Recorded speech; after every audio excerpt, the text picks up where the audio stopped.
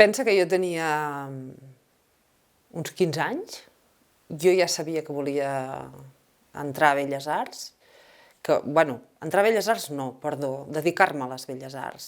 I, dintre de les Belles Arts, a res més que no fos l'escultura. Però sí que és veritat que amb 5 anys, quan jo anava al parvulari,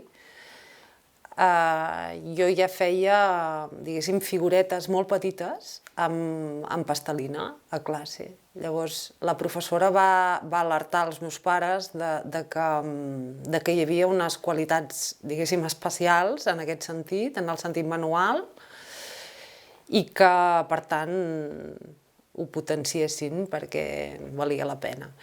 I amb 7 anys, 7-8 anys, vaig començar a modelar amb uns extraescolars que donava la Montserrat Ribas a l'escola.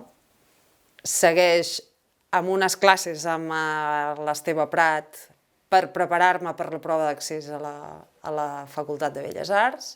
I un cop entro a la Facultat de Belles Arts, llavors, vull dir, ja tota la meva formació és allà.